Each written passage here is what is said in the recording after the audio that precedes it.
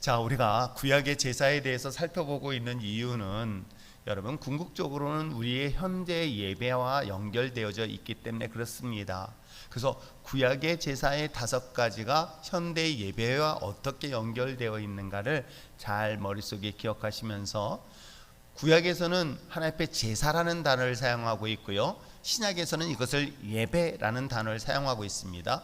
그런데 구약에서는 5가지 형태의 예배가 이 제사를 드리고 있는 거예요. 그러니까 그 모든 제사를 드리는데 5가지 제사를 드리고 있으니 번제, 소제, 화목제, 속제제, 속건제, 요 5가지의 구약의 제사를 이스라엘 백성들은 온전히 지켜냈었던 것입니다. 그래서 이것이 완전한 예배, 온전한 예배라고 이야기했던 거예요. 자, 그렇다면 신약 시대에서는 번제를 드릴 수도 있는 것도 아니고, 또 화목제를 드리는 것도 아니고, 속제제를 드리는 것도 아니고, 속건제를 드리는 것도 아니고, 또 소제를 드리는 것이 아니라 지금은 단 한 번의 예배로 드리는데, 이 예배 속에서는 놀랍게도 구약의 5가지 이 모든 제사가 하나로 이 안에 예배가 이어 있다는 거예요. 이 의미가 있다는 거예요. 그래서 여러분들은 항상 제가 여러분들에게 언어의 표현 중에 예배는 보러 다니지 마라 라고 하는 이유는 예배는 보는 게 아닌 거거든요. 예배는 드리는 거예요. 예배를 통해서 뭔가를 은혜를 받겠다가 아니라 예배를 드리는 거거든요. 그러니까 드림에 있어서 가장 구약이 이야기하고 있는 것들, 그리고 신약이 이야기하고 있는 것들을 비교하면서, 아, 내가 오늘 예배를 어떻게 드려야 되겠구나, 어떤 마음과 어떤 자세로 드려야 되겠구나, 이것은 되게 중요한 문제인 거예요. 왜냐하면 우리가 말라기에서도 이야기하고 있고, 마지막 때 하나님께서는 예배보다 순종을 원하실 정도로 그 예배가 타락했던 것은 비단 이스라엘 역사 이야기가 아니에요. 오늘날도 마찬가지라는 거예요. 우리가 하나님 앞에 예배를 드렸습니다. 근데 하나님이 거절하시고요, 외면하신다고 한번 상상해 보세요. 우리가 하나님 앞에 예배를 드렸는데, 하나님 앞에 제사를 드렸는데 하나님이 받으시지 않는다라는 예배를 드리고 있다 한다면, 여러분 그것처럼 억울한 일이 어디 있으며 또 그것처럼 불쌍한 일이 과연 어디 있겠습니까? 그 한 번의 예배가 우리 인생 속에서 하나님의 놀라운 역사가 이루어지는데, 그 예배가 하나님이 거부하셨다, 하나님이 외면하셨다, 하나님이 받지 않으신다, 이건 정말 큰 문제거든요. 그렇기 때문에 오늘날 우리 구약에 이야기하고 있는 5가지 제사를 통해서 의미를 잘 기억하시면서, 오늘날 나는 예배를 이렇게 드려야 되겠다라는 것들을 정확하게 여러분 성경을 통해서 알고 또 깨닫고 그렇게 예배를 드렸으면 좋겠습니다. 우리가 보았던 것처럼 우리의 속죄제를 살펴보니까 번제를 살펴보았었던 거죠. 그리고 번제와 연결되어진 게 오늘 보는 속죄제인 거예요. 그 번제와 속죄제는 인간이 하나님 앞에 지은 죄에 대한 문제의 이야기를 하고 있는 거예요. 인간이 하나님 앞에 범죄를 했었을 때에 그 범죄한 것에 대하여 하나님께서 이 죄를 용서하기 위한 제사를 드리는 것, 즉 하나님 앞에 죄를 지은 인간에게 있어서 제사를 드리는데, 그것이 바로 번제요, 그것이 속죄제인 것입니다. 그리고 이 은혜, 그러니까 내가 하나님 앞에 이 죄를 용서함을 위하여 구하였더니 하나님이 우리를 용서해 주셨어요. 용서해 주신 것에 대한 증거가 있어야 될 거 아니에요. 근데 놀랍게도 오늘은 본문은 이야기하고 있는 내용이 뭐냐면, 자, 내가 하나님 앞에 죄를 졌습니다. 근데 내가 죄를 졌는지 잘 몰라요. 잘 모르는데 그걸 어떻게 할까요? 이것을 깨닫게 되는 방법들이 여러 가지가 있는데, 그것은 바로 하나님의 징계라는 걸 통해서 알게 되는 거예요. 그러니까 여러분, 우리에게 있어서 삶에 어떤 징계의 문제가 다가오면 빨리 점검해 보는 게 제일 지혜로운 게 바로 이런 문제인 거예요. 오늘 우리가 함께 읽은 이 내용도 그런 내용이거든요. 하나님 앞에 범죄를 했습니다. 그럼 범죄했는데 나도 잘 모르고 범죄를 할 수도 있잖아요. 그걸 부지 중에, 아니면 본인이 착각하거나, 오늘 성경에서 기록되어 있는 것처럼 어떻게 죄를 졌냐면은 마치 본인이 잘 실수로 자기가 이해하지, 의식적이지 아니한 가운데서 죄를 범했었을 수도 있잖아요. 자, 이런 죄를 범했었다면 그걸 모르고 지냈는데 결과가 드러나는 거예요. 어떤 결과가? 예를 들어서 농사의 큰 문제를, 예를 들어서 흉년을 만난다던가, 아니면 질병의 문제를 경험한다던가, 아니면 삶에 어떤 큰 문제를 만나게 되는 거예요. 이 죄에 대한 결과물들이 있단 말이에요. 그래서 이 죄에 대한 결과물들에 대하여 제사를 드리는데, 그게 바로 번제와 바로 속죄제인 거예요. 그건 하나님과 나와의 관계의 문제인 거예요. 그래서 이 문제를 누가 하셨다? 예수님이 십자가 죽음을 통해서 번제와 속죄제를 담당하셨다. 요걸 이해하시면 되는 거예요. 그러면 우리는 지금 예배를 드리는 것은 소제와 화목제와 속건제 3가지 예배만 예배 속에서 잘 드러나면 되는 것이에요. 자, 그렇다면 오늘은 속죄제에서 살펴보려고 합니다. 여러분 프린트물 여러분 메모도 하시면서 잘 보시길 바랍니다. 자, 한번 읽어보겠습니다. 여러분 첫 번째 들어가는 부분 함께 읽겠습니다. 시작. 뭐야 김전 권사도 안 했고 이강희 권사도 안 읽었고. 네, 다시 한번 큰 소리로. 자, 시작. 속죄제는 신자의 죄의 문제를 다루시는 하나님의 섭리와 계획을 보여주는 제사로. 여기까지. 자, 속죄제예요. 속죄제인데 그리스도인들이 죄를 졌어요. 그를 죄를 졌으면 그걸 다루시는 하나님의 섭리 또는 하나님의 계획을 보여주시는 제사라는 거예요. 요 말 이해하시겠어요? 인간이 죄를 졌습니다. 죄를 졌으면 죄에 대한 결과가 있을 거 아니에요. 하나님 앞에 축복받을 일을 했습니다. 그건 결과가 있겠죠. 마치 하나님이 우리에게 번제를 드리거나 아니면 속죄제를 드리거나, 그러니까 속죄제를 화목제를 드리면은 그 결과물들이 나오잖아요. 그것처럼 여기서 이야기하고 있는 죄의 문제를 다루시는 하나님의 섭리 또는 하나님의 계획, 이걸 보여주는 것이 속죄제다. 또 계속 읽겠습니다. 시작. 인간이 하나님과의 관계에서 범하는 죄의 문제를 어떻게 다루시는가에 대한 교훈이 조명되었다. 여기까지인 거예요. 두 번째 잘라주는 거예요. 자, 인간이 하나님과 관계에서 범한 죄 있죠. 이것을 하나님께서 어떻게 다루시는가? 우리가 범죄를 했었을 때 하나님은 어떻게 다루시는가? 라는 것에 대한 교훈의 이야기가 바로 속죄제의 이야기예요. 자, 그 다음에 마지막 읽어보겠습니다. 시작. 죄는 특별히 하나님과 관계에서 그 의미를 규정하고 있으며 허물은 인간관계 속에서 파생되는 나쁜 현상을 규정하고. 이게 나쁜 현상, 이 용어가 좀 어렵긴 하지만 그것을 최대한 이 단어와 연결되지 않도록, 그러니까 뭐 이렇게 중복되지 않도록 설명하고 있는 거예요. 그러니까 우리가 보통 사람과 사람 사이에서 죄라는 단어를 쓰는 게 아니라 무슨 단어를 쓰고 있어요? 허물이라는 단어를 쓰고 있는 거예요. 그러니까 죄라는 용어의 단어는, 이건 헬라어 단어나 히브리 단어는 마찬가지인 거예요. 구약에서 말하고 있는 이 죄에 대한 단어는 하나님과 인간관계 속에서 이루어지는 것이 죄라고 얘기하는 거예요. 그러면 사람과 사람 사이 속에서는 그건 죄라고 얘기하는 게 아니라 뭐라고 표현하고 있다? 허물이다라고 얘기하시는 거예요. 이해하시겠죠? 용어를 분명히. 그래서 너 나한테 죄 졌잖아 라는 표현보다는 너 나한테 허물이 있잖아 라고 얘기하는 표현이 오히려 굉장히 성경적이다. 그런데 우리는 여전히 넌 나한테 죄 졌잖아 라고 이야기를 하지만, 그러나 정확한 단어의 의미는 사람과 사람 사이 속에서는 허물이라는 단어를 사용하는 것이고, 죄라는 단어는 하나님과 인간관계 속에서 이루어지는 것이다. 이렇게 이해하시면 되겠죠? 예, 그렇게 이해하시면 되겠어요. 자, 이것이 이제 속죄제에 대한 이야기를 합니다. 자, 그러면 속죄제라는 의미는 어떤 거냐면, 인간이 하나님 앞에 범죄를 했어요. 그 범죄한 것에 대하여 하나님이 다스릴 거 아니야. 그렇죠?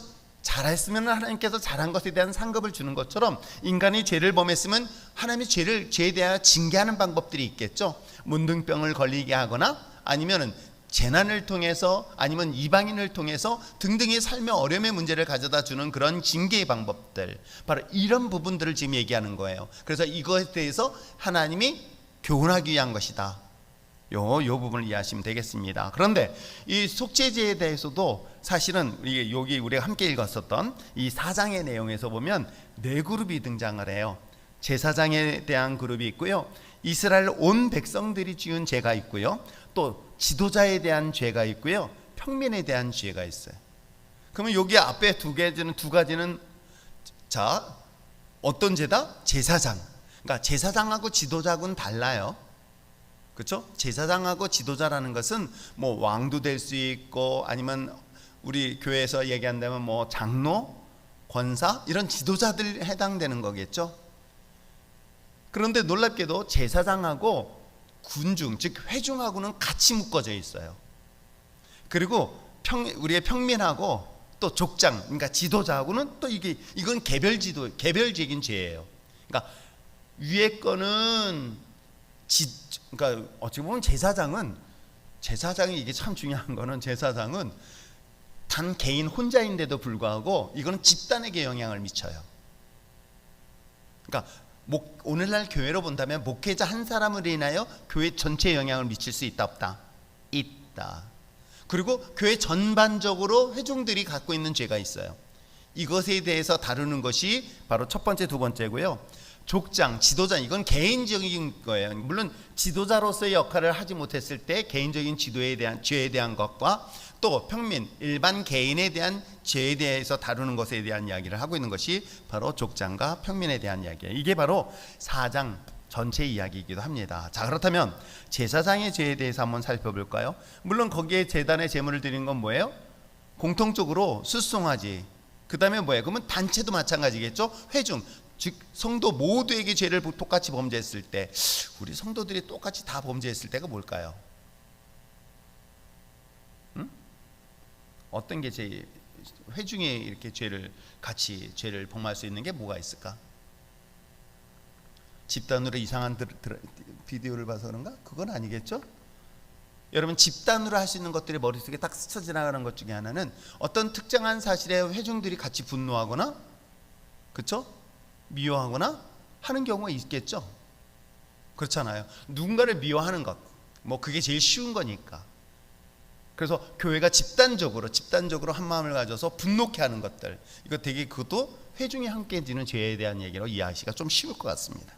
자, 이 두 가지, 즉 이스라엘 온 회중의 죄와 제사장의 죄에 대해서는 놀랍게도 숫송아지를 사용하고 있고요, 족장, 지도자들에게 대해서는 염소를 사용하고 있는데, 지도자는 순염소, 백성들에게는 어떻게 해요?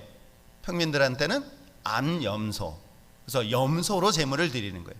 자, 그러면 여러분 잘 보세요. 숫송아지와 염소는 어디든 간에 피와 생명과 고기예요. 근데 이것은 우리가 함께 읽은 것처럼 내용에서 보면은 이 제단에 모든 것들을 다 드려요. 남김없이 다 드려요. 다 태워버려요. 다 없애버려요. 그러니까 소제나 화목제와 달리 자기에게 돌아오는 것이 있고 나누는 것이 있지만 이거는 절대로 돌아오는 게 없다. 이해하시겠죠? 이게 가지고 있는 특징이에요. 자, 그러면서 제사장에 대해서 살펴본다면, 어찌 보면 제사장이라는 존재도 하나의 인간이다 라고 전제를 둘 수밖에 없는 거예요. 우리가 생각하는 것처럼 대제사장, 제사장은, 그래서 사실은 히브리서 기자가 얘기한 것처럼 이 세상에서 대제사장이라 할지라도 그는 온전하지 못하다. 그래서 온전한 대제사장은 누구시다? 예수 그리스도다라고 얘기하는 것이 히브리 기자가 얘기하는 내용이고요. 그렇다면 오늘 성경에 이야기하고 있는 것처럼 대제사장이, 즉 제사장도 하나의 인간에 불과한 거예요. 그래서 그 인간인 그도 범죄할 수 있는 그 위기와 위험은 항상 그에게도 똑같이 주어진다는 것을 얘기를 하고 있어요. 그렇기 때문에 지도자에게는 더욱더 성경은 엄격한 기준을 요구하고 있는 거예요. 그래서 지도자와, 즉 여기서 보면 족장과 제사장을 차별을 두는 이유가 여기에 있는 거예요. 그러니까 스피리추얼 리더에게 있어서의 하나님의 징계는, 또 하나님이 원하시는 것은 더 엄격할 수밖에 없고요. 근데 놀라운 사실을 우리가 본문을 보면서 어떤 얘기가 있을까요? 자, 봅시다. 어떤 내용이 나오냐면, 자, 4절 말씀 한번 다시 한번 읽어보세요. 4절 말씀, 3절 말씀 다시 한번 읽겠습니다. 시작.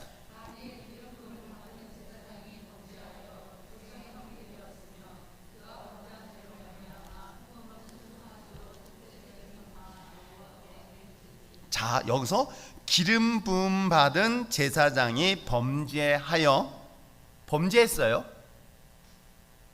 목사가 죄를 범했어요. 그런데 놀랍게도 그 다음에 뭐라고 얘기하고 있어요? 백성의 허물이 되었으면이라고 얘기하고 있어요. 이 내용은 어떤 내용이냐면, 기름 부음 받은 제사장이 있어요. 그가 죄를 지었으면 그 벌이 누구에게 돌아가냐면 백성에게 돌아가는 경우를 지금 얘기하고 있는 거예요. 그러니까 스피리추얼 리더의 하나님 앞에 엄한 그 죄를 범하였더니 그거에 대한 징계가 어디로 나타나냐면 그 백성에게 돌아가게 되었을 경우를 얘기하고 있는 거예요. 이해하시겠어요? 그러니까 이 속죄제가 가지고 있는 것은 내가 속죄제를 해야지가 아니라 결과들이 드러나는 거예요. 어떻게? 그에 대한 죄에 대한 결과물들이 누구에게 드러나요? 제사장이 죄를 졌어요. 제사장이 허물이 있었어요. 제사장이 하나님의 검한 율법을 행하지 않았어요. 그랬더니 놀랍게도 제사장 한 사람에게만 끝나는 게 아니라 그것이 백성 전체에게 영향을 미치는 거예요. 그래서 그들에게 뭐예요? 오늘 성경에 기록된 것처럼 그 벌이 백성들에게 돌아갔을 경우, 이럴 때 제사를 드리라는 것이 이 번제제가 갖고 있는 특징인 거예요. 속죄제가 갖고 있는 특징이기도 합니다. 아시겠어요? 그래서 목회자도 마찬가지인 거예요. 그 부분의 목회자는 되게 예민해야 되는 거예요.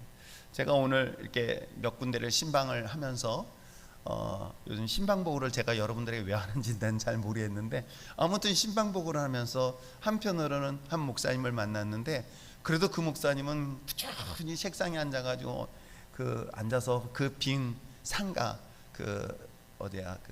시장 옆에 있는 시장통 옆에 있는 2층 3층이구나. 오늘 3층까지 오르락내리락 하는 고생 좀 했네요. 근데 올라갔더니 혼자 책상에 앉아가지고 거기서 컴퓨터 쓰면서 있는데, 제가 그 목사님 말이 제 마음을 웅크했던 게 뭐냐면 이거예요. 자기가 처음에 30대 40대만 하더라도 중국의 선교사로서 3년인가 4년 동안 할 때만 하더라도 정말 막 날아다녔다는 거예요. 그래서 막 그 신학교도 세우고 교회도 세우고 막 열정적으로 막 사역하다가 번아웃이 돼서 이제 한국에 들어왔고, 그래가지고 굉장히 몸이 디프레스된 상태에서 한 2년 정도 회복하고 난 다음에 교회를 개척했대요. 그러니까 아직까지 40대니까 정말 뜨거운 열정 가지고 몸들 못하겠니 하면서 막 하늘문을 열듯이 막 해가지고 막 은사도 나타나고 막 했었다는 거예요. 그런데 20년 차 됐는데 교회는 여전히 힘들다는 거예요. 왜 이렇게 다 가난하고 어렵고 도와주지만 않으면 안 되는 사람들만 오는지 모르겠다고 20년째 그러고 있다고 하는 거예요. 그래서 이제 자기가 이제 너무 괴롭고 힘들다라고 하면서 하면서 자기가 하나님 앞에 섰을 때 내가 부끄럽지 않은 목사가 돼야 되는데, 그러면서 하는 말이, 자기가 마지막 할 수 있는 거는 글을 쓰는 걸 좋아하고 책을 굉장히 많이 보셨던 분이에요. 그래서 자기가 쓰고 싶었던 책이 하나 있대요. 그래서 그것을 마지막으로 써서 내가 하나님 앞에 섰을 때 그래도 이런 책 하나 남겼습니다 라는 것으로 하나님 앞에 인정받고 싶다라는 얘기를 하는데, 한편으로는 가슴이 아프기도 하고 아리기도 하고, 그래도 하나님 앞에 마지막 섰을 때 인정받겠다는 그런 소망이 있는 목사님의 모습 보면서, 그러면서도 불구하고 여전히 도움이 없으면 안 되는 사람들만 있어가지고 다들 자기는 이제 더 이상 가진 것도 없는데 도와줄 수 없어 더 마음이 괴롭고 막 그런 이야기를 했어요. 그래서 어떤 그런 얘기를 쭉 하면서 한 지도자가 가지고 있는 그 어떤 마음의 어떤 답답함에 대한 이야기를 할 때 그런 생각을 해봤어요. 한 지도자, 스피리추얼 리더의 역할들이 성도에게 미친 영향은 사실은 비단 오늘날, 과거에 이 성경 속에 기록되어 있던 시대뿐만 아니라 오늘날에도 우리들에게 동일하게 역사를 하고 있구나. 그 얘기는 뭐냐면, 여러분 잘 들으시기 바랍니다. 왜 여러분들이 영적 지도자를 위해서 기도해야 되는지 아세요? 영적 지도자 한 사람이 무너지면 놀랍게도 교회 전체에 영향을 미치기 때문에 그런 거예요. 그래서 여러분 영적 지도자를 위해서 기도를 멈추지 마시기 바랍니다. 그것은 여러분에게 다시 돌아오는 축복이 있기 때문에 또 그래요. 그러니까 여러분 이왕 기도하려면 좀 더 넓게 크게 하세요. 그러면 그것이 자기에게도 돌아와요. 아시겠어요? 왜냐면 여기서 이야기하고 싶었던 내용이 바로 그거예요. 한 지도자, 즉 제사장의 범죄함으로 인해서 그 제사장에게 돌아오지 않냐고, 그것이 공동체에 미치는 영향에 대한 이야기를 하고 있을 때 하나님은 이 제사에 대하여 이렇게 하라라고 얘기하고 있는 내용이거든요. 그러므로 오늘 우리가 이야기하고 있는 것의 교훈 중에 하나는, 그래서 스피리추얼 리더를 위해서 여러분 기도를 멈추지 않길 부탁드립니다. 왜? 목회자들도 그런 유혹을 충분히 받을 수 있고요, 쓰러질 수 있는 연약한 존재인 거예요. 제가 열받아 있는 거 아시죠? 되게 열받아 있습니다. 나한테 걸리면 죽어요 요즘. 나한테 걸리지 않길 바랍니다. 아시겠어요? 왜냐면 걸리기만 해봐라 그냥. 막 그런단 말이에요. 그럴 때 여러분들이 저를 위해서 계속 기도해 주셔야 됩니다. 우리 목사님 코뿔소 같은 성격 내려가게 해달라고, 뭐 이렇게 좀 다운돼 달라고. 아시겠어요? 자, 아무튼 제사장의 죄예요. 두 번째는 뭐예요? 이스라엘 온 회중의 죄를 한번 볼까요? 자, 13절과 14절 말씀 한번 보겠습니다. 자, 13절 14절 읽겠습니다. 시작. 부지 중에 범하여 허물이 있으나 스스로 깨닫지 못하다가 그 범한 죄를 깨달으면 회중은 수송아지를 속죄제로 드릴지니 그것을 회막 앞에 끌어다가. 여러분, 제사장이 지은 죄에 대한 것과 회중이 지은 죄에 대한 것과 차이가 뭔 줄 아시겠어요? 제사장이 죄를 졌는데 놀랍게도 회중이, 백성이 이거에 대한 벌을 받더라는 거예요. 근데 여기서는 뭐라고 얘기하고 있어요?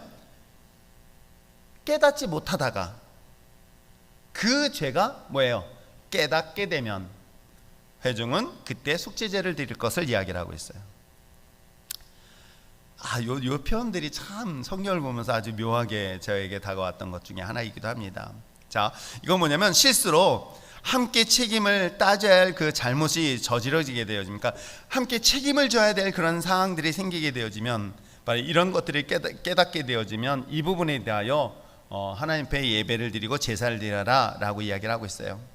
설령 깨닫지 못한다 할지라도 그것이 죄가 된다, 이것을 알게 되어지면은 하나님 앞에 이 제물을 드려라 하는 내용이 바로 이런 거예요. 그래서 제사장과 이스라엘 온 회중에 대한 어찌 보면 한 개인이 아니라 집단에서 징계를 받는 이유에 대해서 설명을 하고 있는 내용이 바로 이 두 가지 얘기고요.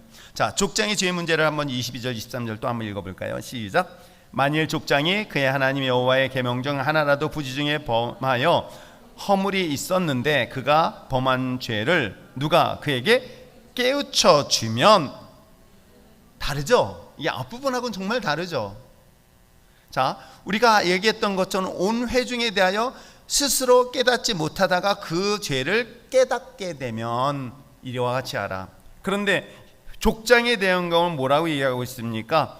부지 중에 범하여 허물이 있는데 누가 범한 죄를 누가 그에게 깨우쳐 주면, 이거 딱 떠오르는 사람이 있지 않아요? 다윗. 있잖아요. 다윗이 지도자잖아요. 그죠? 족장이란 말이에요. 지도자란 말이에요. 그가 밧세바를 범하였을 때 나단 선지자가 이 부분에 대하여 지적을 하잖아요. 바로 이 부분 얘기하는 거예요.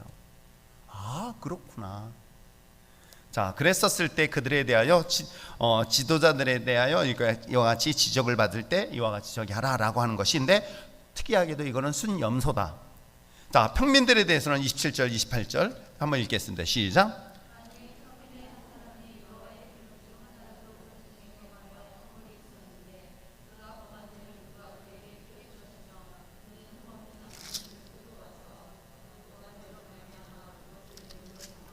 자, 그러면 우리가 이야기하고 있는 것처럼 족장, 지도자와 평민의 죄는 누군가가 죄를 가르쳐 주는 거예요.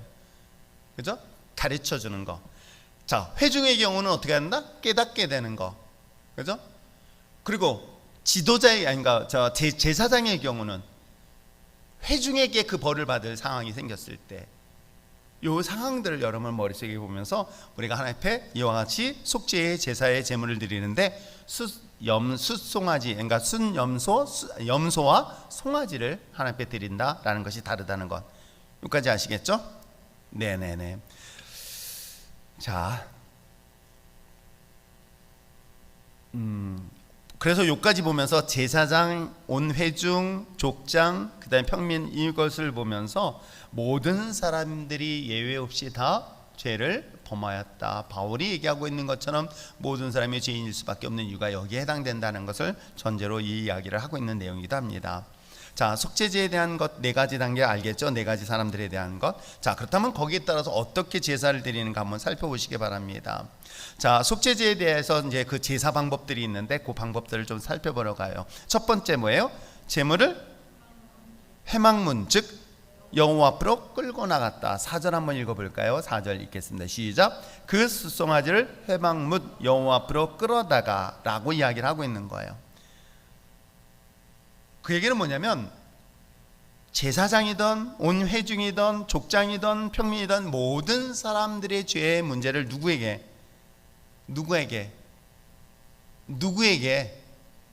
주 여호와 하나님 앞에, 이거는 되게 중요한 문제인 거예요. 이 속죄제에 대한 것은 죄의 문제는 누구에게만 해결할 수 있다? 오직 하나님만 해결할 수 있다. 근데 그 하나님과의 해결되어지는 문제는 사실은 그 앞부분에 나와요. 어떻게 나오냐면, 자 2절에 보니까 이스라엘 자손에게 말하여 이르라 누구든지 여호와의 계명 중 하나라도 그릇 범하였으되라고 이야기하고 있어요. 그러니까 하나님의 말씀, 하나님의 계명인 거예요. 하나님의 계명을 범하였을 때에 모든 인간은 죄를 범하게 될 수 있다. 모든 사람이 예외는 없다. 그런데 이 모든 하나님의 계명을 지키지 않은 죄에 대해서는 어떻게 하라? 하나님만이 용서할 수 있다. 하나님 앞에서만이 용서할 수 있다라는 얘기를 하는 거예요. 그래서 그로 인하여 우리 모든 죄가 없다라고 선포하는 것 또한 누구밖에 없다? 하나님밖에 없다. 이거는 우리 천주교에서 이야기하는 것처럼 이게 딱 충돌이 일어나는 것 중에 하나예요. 그렇죠? 신부가 여러분의 보혜성사 했으니까 이제 죄 용서를 받았어. 이 얘기를 할 수가 있는 게 아니에요. 그리고 저도 마찬가지인 거예요. 제가 여러분의 죄 용서함을 받았어. 이 소리를 할 수가 없는 거예요. 하나님의 법을 하나님의 말씀을 어긋나게 하고 하나님의 말씀에 대한 죄를 용서한 것은 인간인 내가 어느 누구도 할 수가 있는 게 아니에요. 이해하시겠어요? 그래서 목사님한테 용서를 구하면 하나님이 용서할 거라고 착각하지 마세요. 오직 하나님 앞에 나와야 되고 하나님만이 이걸 용서함을 받을 수 있다. 이해하시겠어요? 그래서 여러분 이 번제와 속죄제가 중요한 게 바로 여기에 있는 거예요. 번제도 마찬가지인 거예요. 그것도 하나님과의 관계에서 하나님만이 용서를 받을 수 있는 거예요. 그래서 제가 말씀드린 것처럼 번제는 원죄에 해당되는 거라면 이거는 자범죄에 해당되는 것이라고 봐주는 게, 왜냐하면 이거는 구원과는 문제는 아니에요. 그런데 이것이 계속 반복되어지면 이것도 문제가 될 수는 있지만, 무슨 얘기인지 아시겠어요? 그러니까 하나님이 우리를 구원하셨어요. 구원하시고 난 다음에도 여전히 우리는 죄 가운데 빠질 수 있는 거예요. 그게 제사장이든 지도자든 여러분 또는 개인이든 모든 사람들이 거기에 예외가 될 수 없다. 그런데 이 모든 죄를 용서할 수 있는 건 하나님밖에 없다. 하나님 앞에 나와라 하는 내용이 바로 이 내용인 거예요. 속죄제가 가지고 있는 특징. 자, 그렇다면 두 번째는 뭐냐면, 특징 중에 하나가 뭐예요? 그 모든 제단의 제물에 안수를 하여 죽였다는 거예요. 그래서 제가 여러분의 안수할 때 제가 여러분을 죽이는 거예요? 그냥 아닙니다. 제자들이 안수하여 병을 낫게 하거나 아니면 하나님의 능력을 행하게 하는 경우의 안수와 제사장이 드렸던 안수의 개념은 정말 다른 거예요. 이해하시겠죠? 이건 그러니까 예배를 위한 안수는 전혀 다른 문제라는 것이겠죠. 자, 이거는 속죄제에 대한 안수인 거예요. 자, 제물을 회막문 앞에 가져간 다음은 제물의 머리에 안수하여 그를 죽였는데, 그 안수라는 단어는 두 가지 의미가 있습니다. 뭐냐면 그 제물과 자신과 어떤 거다? 동일시한다는 거예요. 이해하시겠어요? 이 안수라는 가지고 있는 의미는 이 제단에 드려지는 수송아지, 이 제단에 드리는 염소와 나 자신과 동일시되어지는 거예요. 그래서 나의 죄가, 이 제단의 죄가 죽음을, 이 제물이 죽음으로 인하여 나의 죄도 죽었다라는 것들을 이야기하고 있는 거예요. 무슨 의미인지 아시겠죠? 아, 여기 제단의 제물의 안수는 그런 의미구나. 마치 우리가 침례식을 합니다. 물속에 들어가면서 우리는 뭘 의미하고 있어요? 내가 물속에 들어가면서 나는 죽었습니다 라고 그 바닷물 속에 들어가는 침례의 순간에 나와 동일시하는 것처럼, 제단의 제물에다가 안수를 하는 것은 이 동물과 이 짐승과 나와 동일시하는데, 어떤 걸 동일시한다? 이 죄에 대하여 이를 안수함으로 인하여 내 죄가 이 짐승에게 전가됨으로 인해서 어떻게 된다? 이 죄를 죽었다라는 의미를 가져다 준다. 이해하시겠죠? 네, 그런 것이고요. 또 하나 있습니다. 제단의 제물과 나와 동일시할 뿐만 아니라 아까 얘기한 것처럼 뭐예요? 하나님의 의가 이것을 나에게 전가된다는 거예요. 즉 제단의 제물을 통해서 안수라는 것은 결국 죄는 그 짐승에게 갔어요. 그래서 나랑 동일시돼서 갔습니다. 그럼 나는 뭐만 남아요? 하나님의 의로움만 남는 거예요. 그래서 안수라는 것은 하나님의 의가 나에게 나타나는 것. 그래서 안수는 두 가지 의미를 가지고 있다. 이해하시겠어요? 그러면 그렇게 이해하시면 되겠습니다. 자, 그 다음에 세 번째 단계가 있어요. 너무 재밌는 거는 한번 볼까요? 5절부터 7절까지 한번 잘 보면은 너무나 잔인하게 등장하고 있는 내용이기도 해요. 자, 5절부터 7절 읽겠습니다. 시작. 그 숫송아지의 피를 가지고 회막에 들어가서 그 제사장의 손가락에 그 피를 찍어 여호와 앞 곧 성소의 휘장 앞에 7번 뿌릴 것이며 제사장은 또 그 피를 여호와 앞 곧 회막 안 향단불에 바르고 그 송아지의 피 전부를 회막 문 앞 번제단 밑에, 여러분 상상을 해보세요. 지금 성소 안에 들어갔어요. 휘장문 들고 들어갔어요. 자, 휘장문에다가 7번 뿌려가지고 피를 묻혔어요. 그리고 그 안에 향단이 있어요. 그 뿔에다가 피를 묻혔어요. 그 다음에 그 남은 피를 어떻게 해요? 바닥에다 쫙 뿌렸어요. 그럼 상상해 보세요. 피바 맞아요. 피바다예요. 피바다. 아니, 소의 피가 조그만 것도 아니잖아요. 얼마나 많은 피가 나왔겠습니까? 아닌가? 이 정도 나왔을라나요? 아닐 거 아닙니까? 그 소 한 마리에 나온 엄청난 피를 휘장에다 뿌렸어요. 그리고 그 피를 뿔에다 발랐어요. 그리고 바닥에다 다 뿌렸으면 그 안에는 뭐예요? 피바다예요. 피바다. 여러분, 이게 정말 너무너무 놀랍게 상징적으로 얘기하는 건 바로 예수님의 피를 상징하고 있는 거예요. 그것을 공로로 해서 우리가 하나님의 성소에 들어갈 수가 있는 거예요. 그 엄청난 피를 뿌리고 우리는 들어간 그런 존재인 거예요. 여러분 이해하시겠어요? 왜 예수님의 십자가에 보여? 여러분 생각해 보세요. 놀랍게도 당시에 십자가의 못을 박아서 옆구리에 창에 찔른 경우에 예수밖에 없어요. 아세요? 근데 왜 그 많은 가운데 죽었나 살았나 굳이 옆구리에 창을 찔렀을까? 구약의 제사를 그대로 재현하는 거예요. 그래서 남김없이 그의 피를 다 쏟아내시는 거예요. 어디를 향해서? 휘장을 갈리게 하시고 우리 안에 성소에, 지성소에 들어갈 수 있도록 이 회막 안에 있는 곳에 모든 피를 발랐던 것이 예수님의 피였던 거예요. 그 피의 공로에 의지하여 우리는 어디에 들어갈 수 있다? 하나님의 거하시는 지성소에 들어갈 수 있었던 거예요. 지금 그걸 상징적으로 지금 얘기하고 있는 거예요. 아세요? 이게 가슴에 뭉클하게 다가와요. 예수님이 나를 위하여 그렇게 피 흘려주셨고 내가 거길 담대하게 들어갈 수 있는 담력을 얻었구나. 내가 의로워서도 아니야. 내가 거룩해서도 아니야. 어쩌면 더럽고 추한 나의 삶에 예수님이 그 아낌없는 피를 흘리심으로 인하여 내가 그 안을 들어갈 수 있었다. 그러면 어떤 마음이 들까요? 정말 어떤 마음이 들까요? 내가 하나님 앞에 나오는 그 마음이 어떨까요? 지금 우리가 그런 예배를 지금 드리고 있다고 한다면, 지금 우리가 성소 안에 들어와 있어요. 이곳이 하나님의 거룩하신 성소 안에 들어와 있다고 하면 어떤 마음일까요? 어쩌면 두렵고 떨리는 마음이 사실이겠죠. 불만과 불평을 가지고 나오는 게 아니라 정말 자격 없는 내가, 자격을 있을 수가 없는 내가 주 예수님의 여러분 생각해보세요. 여기 온통 피바다예요. 피바다. 피로 다 발라버렸어요.